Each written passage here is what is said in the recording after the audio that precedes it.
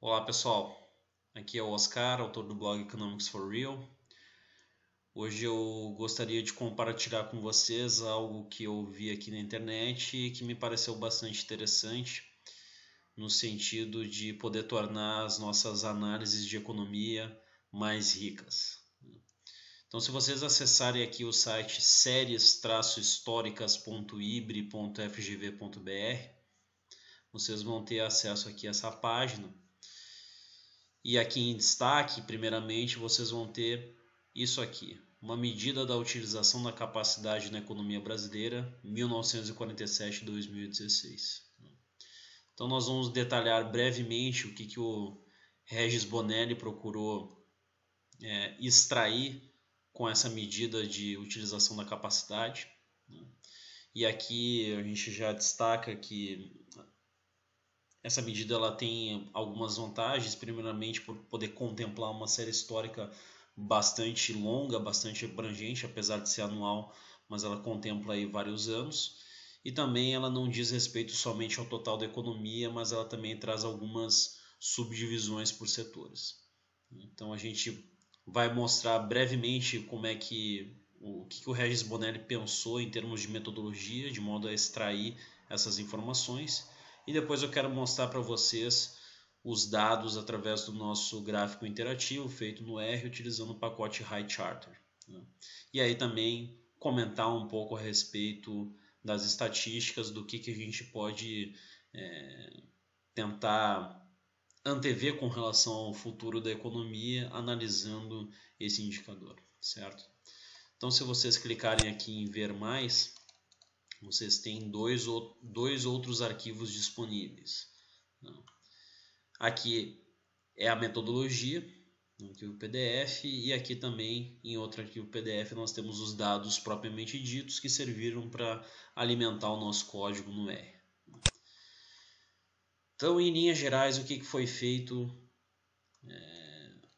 analisando essa metodologia aqui? Então, o Bonelli destaca que foi obtida aqui uma medida de produto real, notadamente o PIB, né? Seja do total da economia, seja dos setores, né?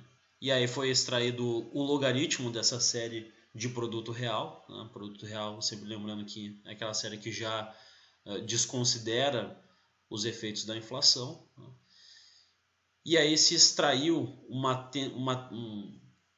tendência exponencial, né, que procura ligar os maiores pontos dessa medida de logaritmo do produto real. Aqui ele considera a agropecuária, mas isso também é válido para os demais subsegmentos, né? Então até se destaca aqui quais que foram os anos específicos no qual isso aconteceu para a série da agropecuária: 49, 61, 81 e 2003. Então esse ajuste aqui, essa tendência exponencial, ela justamente liga os pontos de pico, vamos dizer assim, dessa série do logaritmo do produto real da agropecuária aqui nesse caso.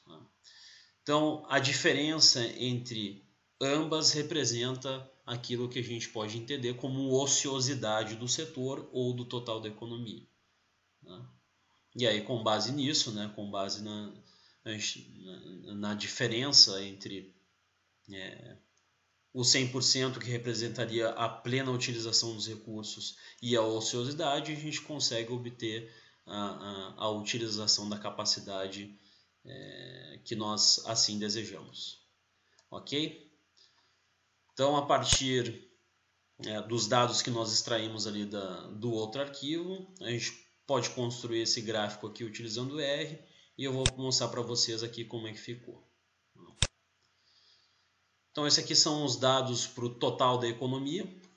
Percebam que o nível de 2016, 85%, é um dos níveis mais baixos de toda a série histórica. E ele é comparável com períodos nos quais a economia brasileira apresentou uma série de dificuldades.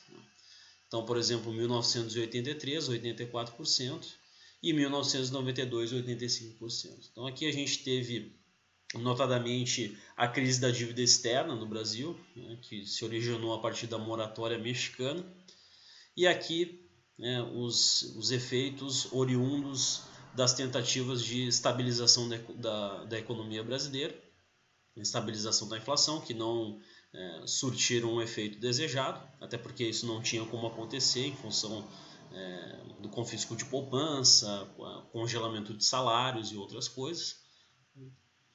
E aqui coincide, né, com os planos Collor 1 e Collor 2. Então, é uma medida preocupante que mostra que a economia atualmente está num nível bastante baixo de utilização de sua capacidade. Mas isso aí traz consigo duas questões, tá? Tentando analisar um pouco mais à frente o que a gente consegue esperar com relação ao futuro. Então, em primeiro lugar,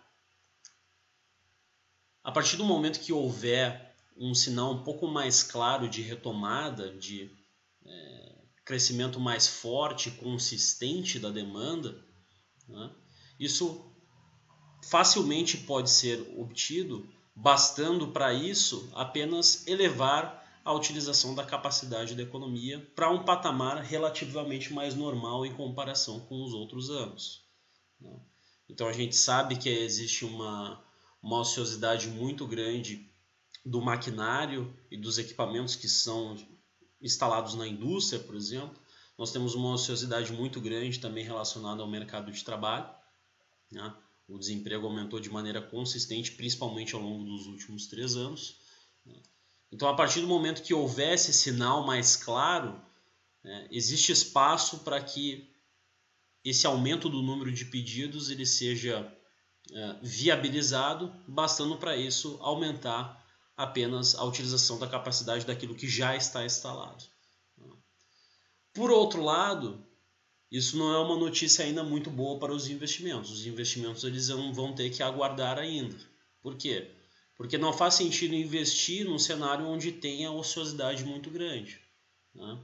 Essa ociosidade ela representa custos para as empresas, né?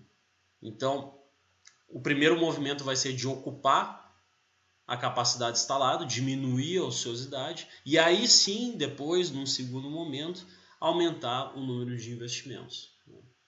Então, nós sabemos da importância dos investimentos, do quanto que eles são fundamentais para a geração de crescimento econômico sustentado, mas a expectativa positiva com relação à formação bruta de capital fixo isso acaba ficando por um segundo instante, infelizmente, né? Então é basicamente isso que eu queria mostrar para vocês nesse vídeo. Vou disponibilizar esse gráfico interativo no nosso blog, na nossa página ali do Facebook, para que vocês também tenham acesso a esses dados e também possam fazer essa análise, reconstituir a análise que eu fiz aqui, né? Espero que vocês tenham gostado e até a próxima. Tchau, tchau, pessoal!